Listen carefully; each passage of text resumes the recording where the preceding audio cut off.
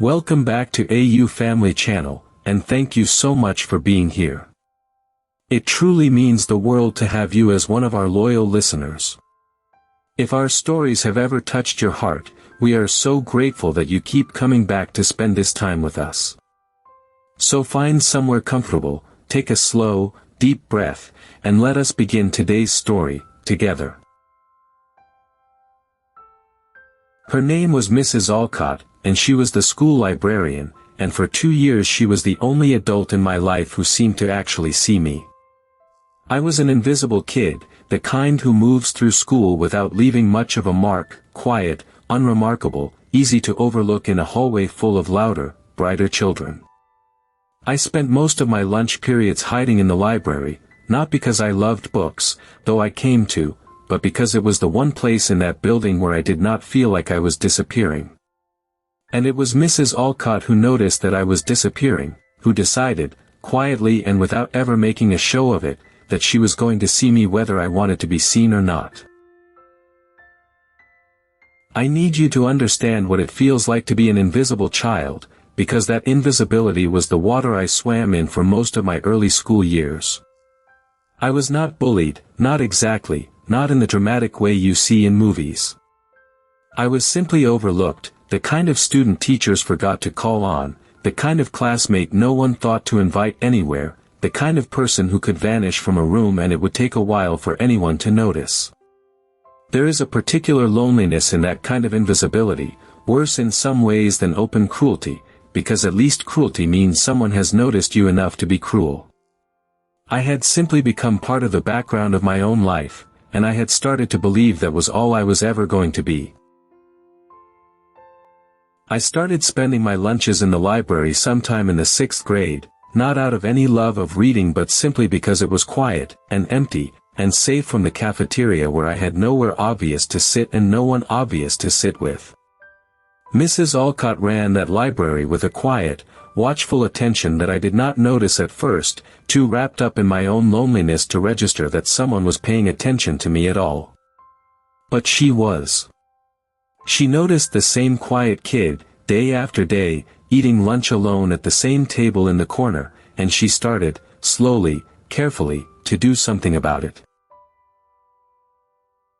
The first thing Mrs. Alcott did was small, almost invisible itself. She started leaving books on my table, not pushing them on me, not making a lesson of it, just quietly placing something on the corner of my table before I arrived, something she thought I might like, based on nothing more than careful observation of a quiet kid she barely knew.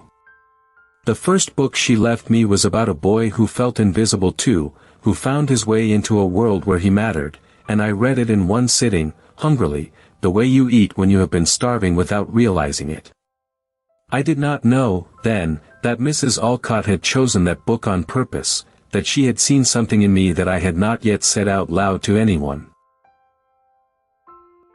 I want to tell you about who Mrs. Alcott was, because it matters, because the woman who saved my adolescence was not some dramatic, larger-than-life figure.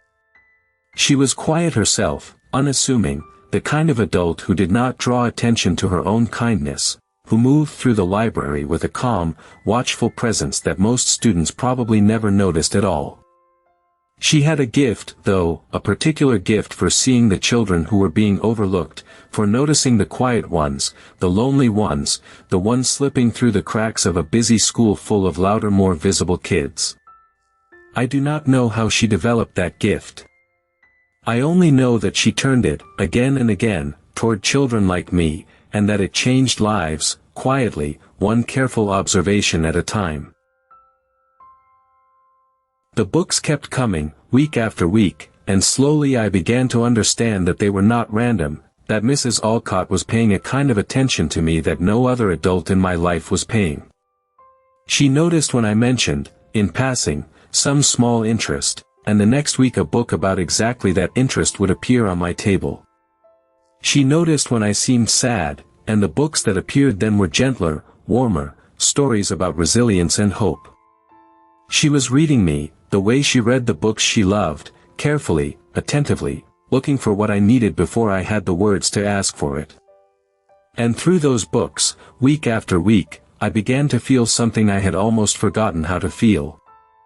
I began to feel seen.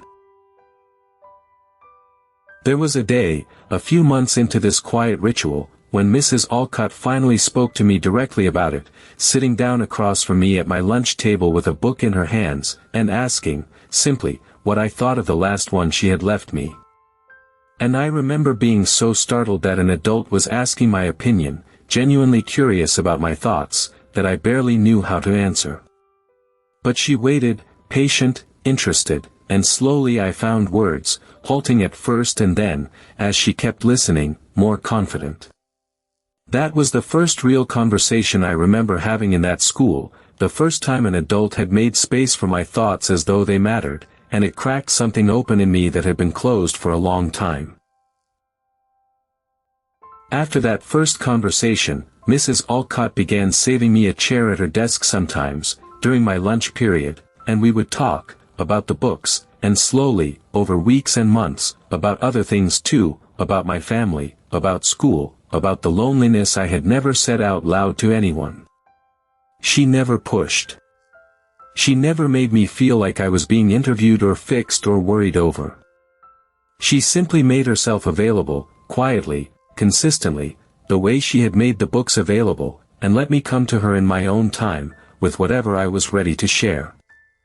I have come to understand, since, how rare that kind of patient, undemanding presence is, and how much it meant to a lonely 12-year-old who had almost forgotten what it felt like to matter to someone.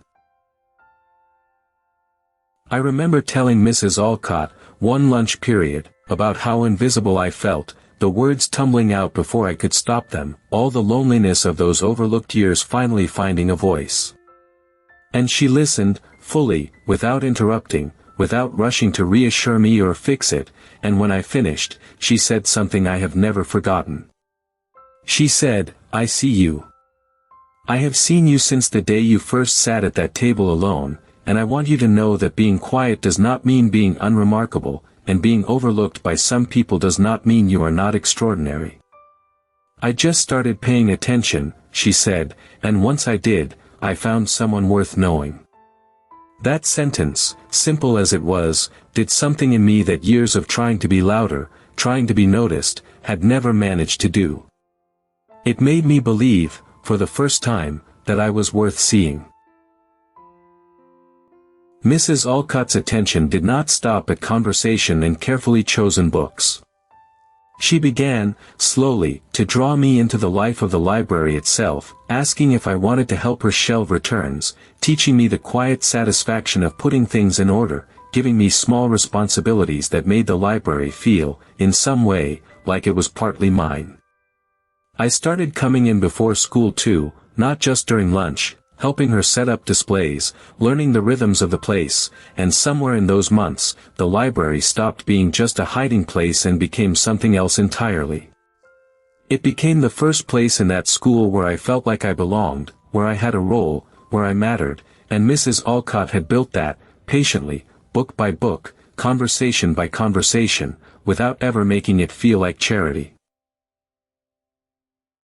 I want to tell you about a specific moment that changed everything, a school project where students had to present something to the class, something that had always terrified me, the idea of standing up in front of my classmates and being seen, really seen, all at once.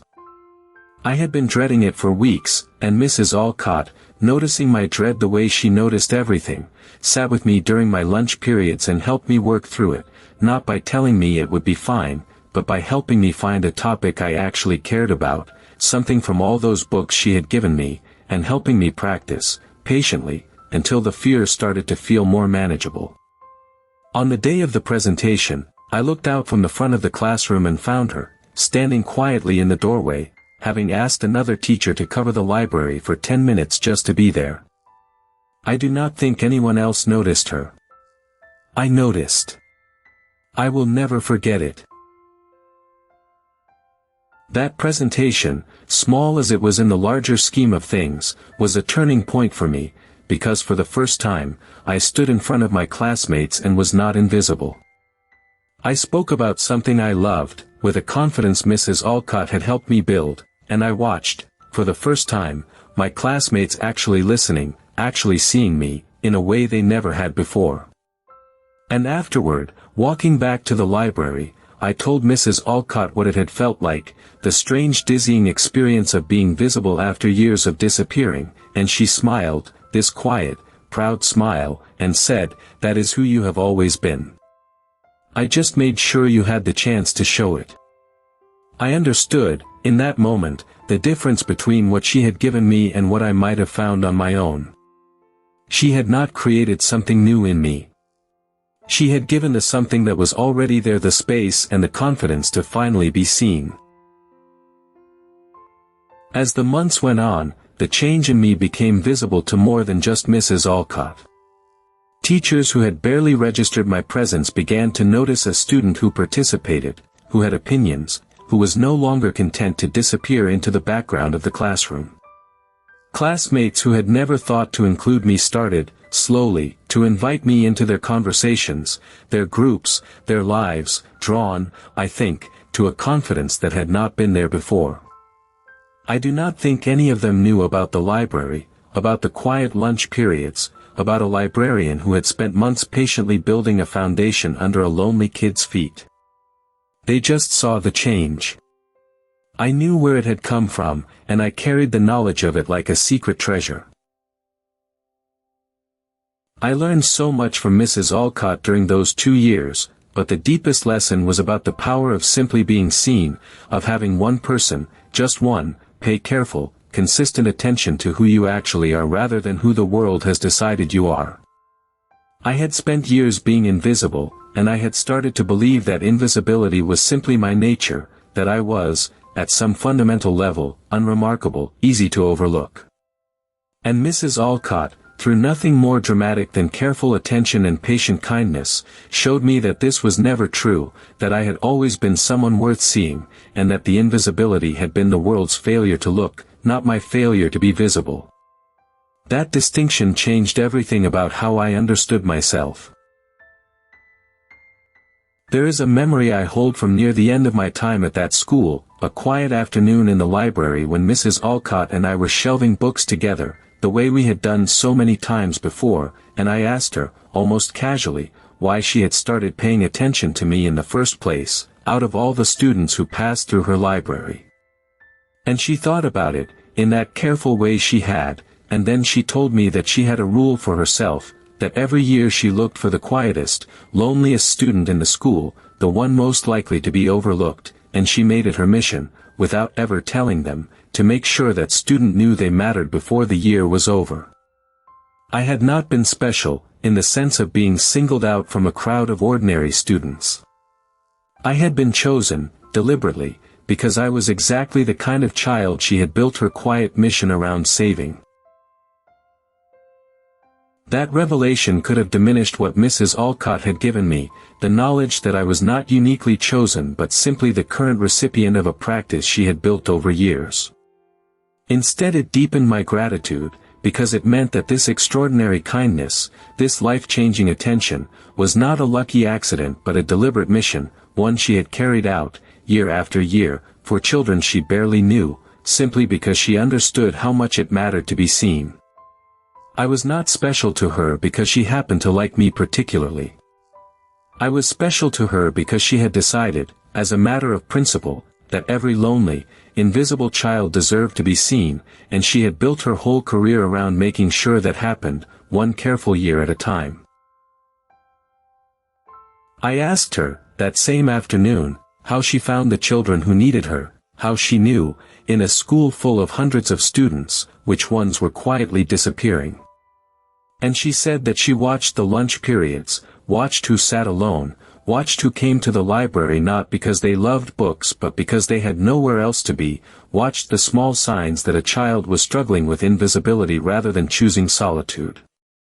She said it was not hard, once you knew what to look for, because the signs were always there, in the way a lonely child moves through a crowded room, if only someone bothered to look for them. Most adults, she said, were too busy to look. She had decided, years before, that she would not be too busy. That decision had reshaped my entire life.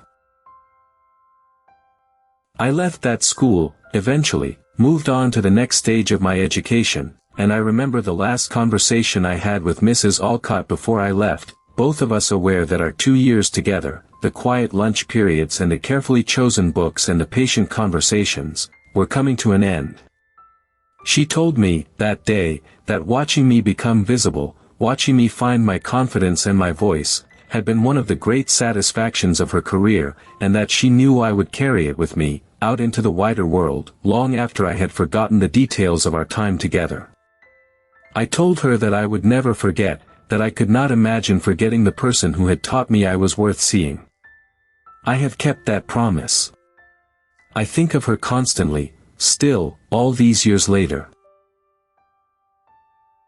I did not fully understand, until I was older, how much courage it must have taken Mrs. Alcott to build the practice she built, to choose, year after year, to invest deeply in a lonely child, knowing that at the end of the year, that child would move on, would leave her library and her quiet lunch periods behind, would carry the gift she had given them out into a world where she would likely never see the results of her work. She gave completely, to a rotating cast of children who would each, eventually, leave her behind, and she did it again and again, year after year, because she believed the gift was worth giving even without the guarantee of ever seeing its full effect. That is a particular kind of selflessness that I did not appreciate as a 12-year-old receiving it. I am in awe of it now. I have thought often, in the years since, about how many other children Mrs. Alcott must have chosen, before me and after me, quiet lonely kids in the corners of that library, being seen, 1 year at a time, by a librarian who had decided that this was her mission, her particular way of changing the world. I imagine a long chain of children, stretching back years before I arrived and forward years after I left, each of them given the same careful attention, the same quietly chosen books, the same patient presence in a doorway during a terrifying presentation. I was not the only one. I was one link in a chain that Mrs. Alcott built, deliberately, year after year, out of nothing more than the belief that every invisible child deserves, at least once, to be truly seen.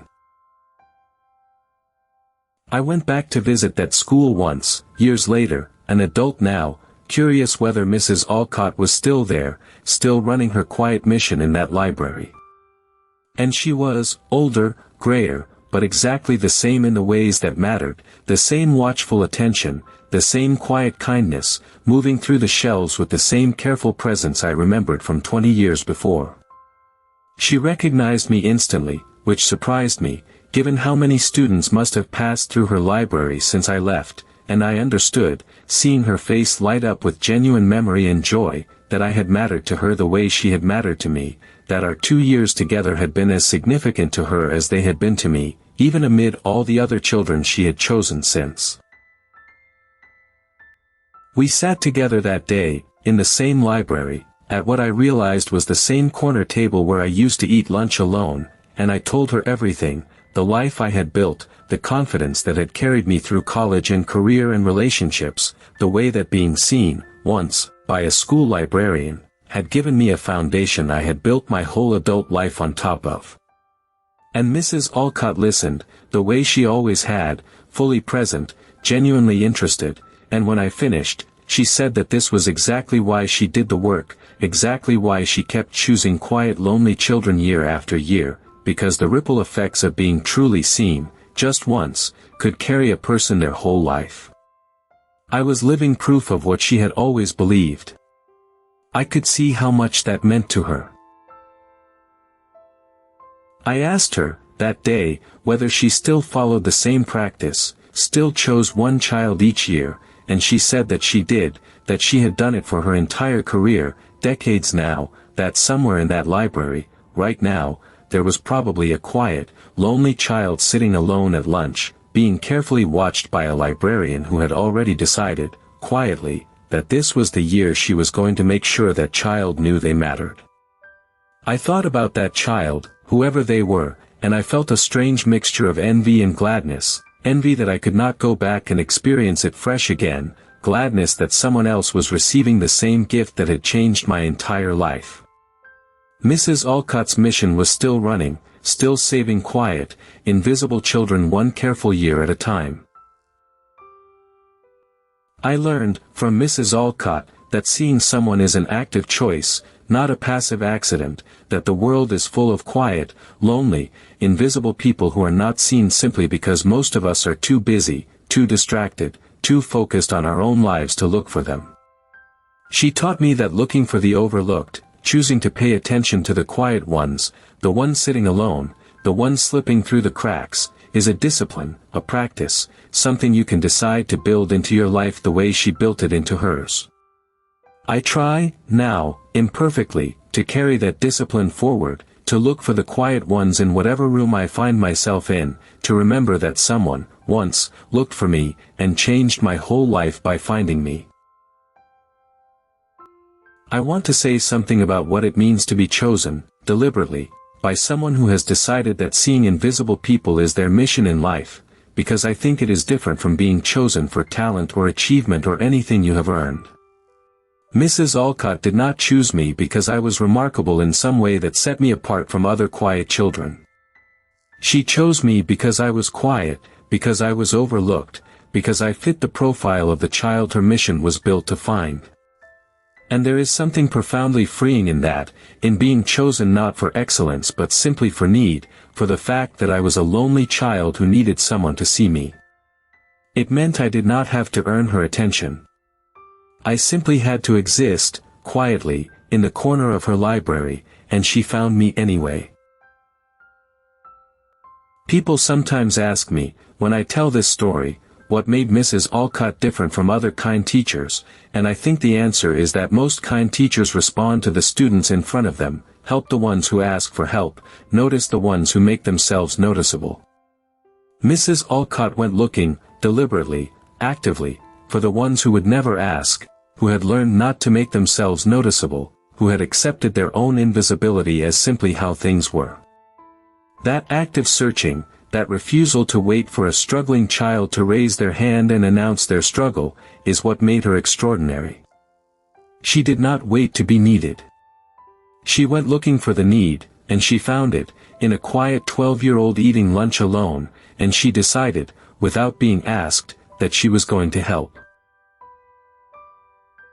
I have carried Mrs. Alcott with me into every part of my adult life, into how I try to treat the quiet ones in every room I enter, into the discipline I try to practice of looking for the overlooked instead of waiting for them to make themselves visible. I do not run a library. I do not have the particular platform she had, the particular access to lonely children that her job gave her. But I try, in whatever context I find myself, to look for the person sitting alone, the quiet one in the corner, the one who has learned not to expect to be seen, and I try to see them anyway, the way Mrs. Alcott saw me. It is the least I can do, carrying forward a gift that reshaped my entire life. I think about the books she left on my table, all those years ago, small unassuming gifts that turned out to carry the weight of an entire philosophy, the belief that a lonely child could be reached, slowly and carefully, through stories chosen with real attention and real care.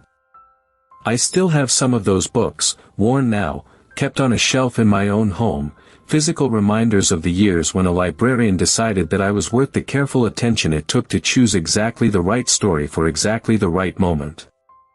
They are not valuable books, not first editions or rare copies. They are valuable because of what they represent, the patient, deliberate kindness of a woman who saw a lonely child and decided, quietly, that she was going to do something about it. There is a lesson in Mrs. Alcott's story about the particular power of consistency, about how a relatively small gesture, a book left on a table, repeated week after week for 2 years, can accumulate into something enormous, something life-changing. She never did anything dramatic, in any single moment. There was no single grand gesture that saved me. There was only the accumulated weight of hundreds of small, consistent choices to pay attention, to leave a book, to save a chair, to stand quietly in a doorway during a terrifying presentation. Each individual choice was small. Together, over 2 years, they built a foundation under a lonely child's feet that has held for the rest of his life. I try to remember that, the power of small consistent kindness, whenever I am tempted to think that only grand gestures matter. I asked Mrs. Alcott, during that reunion visit, what had made her decide, all those years ago, that this quiet mission of finding lonely children was going to be the shape of her career, and she told me about her own childhood, about being an invisible child herself, overlooked and lonely in a school that never noticed her, until a teacher, one single teacher, decided to pay attention. She said she had never forgotten what that attention felt like, and she had decided, becoming a librarian, that she wanted to give other lonely children exactly what had once been given to her. I understood, hearing this, that I was part of the same chain Grace had described to me in the hospital cafeteria years before, a chain of people passing forward a kindness they had received, each one becoming, for someone else, the person who had once saved them. I think about that chain often, the idea that kindness, real kindness, does not end with the person who receives it but ripples forward, through them, into the lives of everyone they will ever touch. Mrs. Alcott gave me the gift of being seen, and I have tried, in whatever way I can, to give that same gift to others, and I hope, someday, that someone I have helped will pass it forward too, into a chain that stretches long after any of us are gone. That is, I think, the truest measure of what Mrs. Alcott accomplished in her quiet library, not just the individual children she saved, one year at a time, but the chain of kindness she set in motion, a chain that is still growing, still reaching new people, decades after she first decided that finding lonely children was going to be her life's work. If there is one thing I want you to take from Mrs. Alcott's story, it is the power of actively looking for the overlooked, of refusing to wait for the quiet, lonely people in your life to announce their struggle before you decide to help them. Look around the rooms you move through, the classrooms, the offices, the gatherings, and find the person sitting alone, the quiet one who has learned not to expect to be seen, and see them anyway. You do not need a library or a professional mission to do this. You need only the willingness to look, actively, for the people the world has overlooked, and the patience to build, slowly and consistently, the kind of attention that tells them they matter. Mrs. Alcott built an entire career on this practice. You can build a single moment of it, this week, for one person who needs it. I still visit Mrs. Alcott sometimes, and every time I do, I am reminded of the debt I owe her, a debt that can never be fully repaid because it is not the kind of debt that repayment settles. What she gave me was not a service or a transaction. It was a foundation, patiently built over 2 years, that has held up my entire adult life. I try to repay it, not directly, because she wants nothing from me but my continued well-being, but by trying to carry her practice forward, by trying to be, for someone in my own life, the person who notices the quiet ones, who leaves the metaphorical book on the table, who stands quietly in the doorway when someone needs to know they are not facing something alone. I learned, from Mrs. Alcott, that being seen is one of the most fundamental human needs, as important, in its way, as food or shelter, and that so many of us move through our lives quietly starving for it, invisible even to the people around us, without anyone ever noticing the hunger. She taught me to recognize that hunger in others, the particular loneliness of the overlooked, and she taught me that meeting it does not require grand gestures, only consistent, patient attention, the willingness to see someone before they have found the courage to ask to be seen.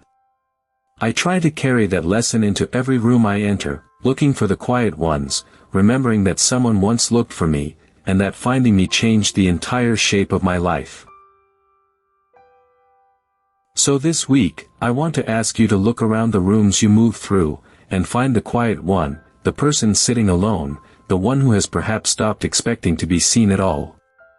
You do not need to fix their loneliness in a single conversation. You need only to notice them, the way Mrs. Alcott noticed me, and to let them know, in whatever small way feels right, that they have been seen. Leave the metaphorical book on the table.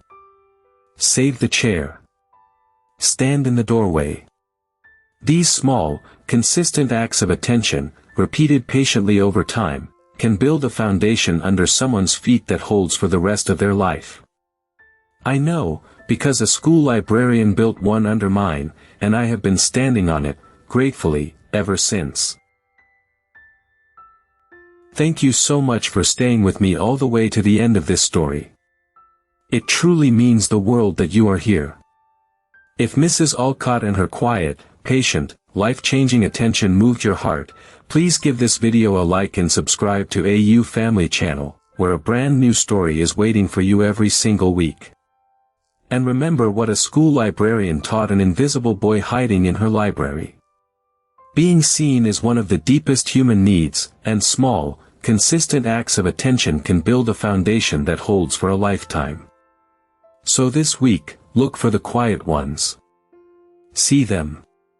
You may be the person who changes everything for someone, the way Mrs. Alcott changed everything for me. I will see you in the next one.